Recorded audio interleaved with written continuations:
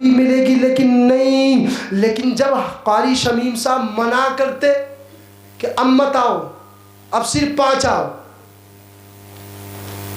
ہوا نا ایسا؟ اب مت آؤ، اب صرف کتنے آؤ؟ 5 آؤ. تو سب آتے تھے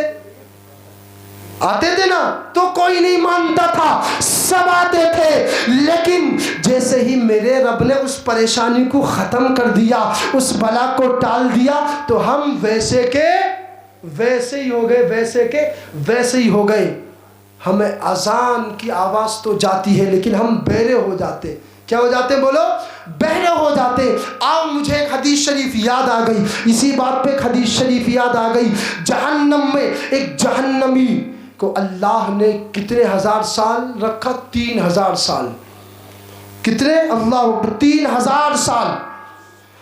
ایک ماشاءاللہ سبحان اللہ، نعرہ تکبیر، نعرہ رسالت. حضرت علامہ مولانا مفتی ضیاء الرحمن صاحب قبلہ،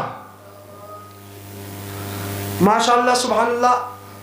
اب حضرت علامہ مولانا مفتی ضیاء الرحمن صاحب قبلہ تشریف لا چکے ہیں. ہاں، بس میں اپنی بات کو 5 منٹ میں ختم کر رہا ہوں. جہنمی جہنم میں 3000 سال تک اللہ نے جو جہنمی دروغہ ہے نا، اس کو گونگا بھی کر دیا، بہرا بھی کر دیا. اب پہلے 1000 سال جلا، وہ چیختا رہا، چلاتا رہا، چیختا رہا، چلاتا رہا. جہنمی دروغہ نے نہیں سنا. جب 1000 پورا ہو گیا، 1000 سال پورا ہو گیا، تو جہنمی دروغہ بولا، بتا کیا کہتا ہے، بتا کیا کہتا ہے، کیا کہتا ہے. پھر اللہ نے اس کو بہرا کر دیا، گونگا کر دیا.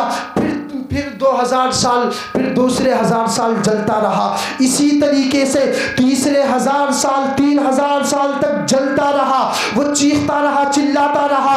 جہنمی دروغہ بولا، بتا کیا کہتا ہے. تو وہ جہنمی بولا، ارے جہنمی دروغہ، کیا تو گونگا ہو گیا ہے، کیا تو بہرا ہو گیا ہے؟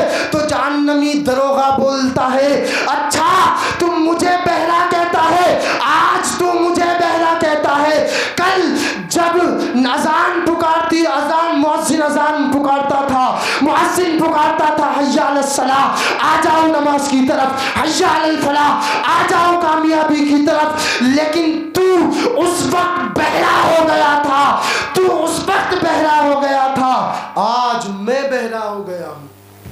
تو اس وقت بہرا ہو گیا تھا، آج میں بہرا ہو گیا ہوں.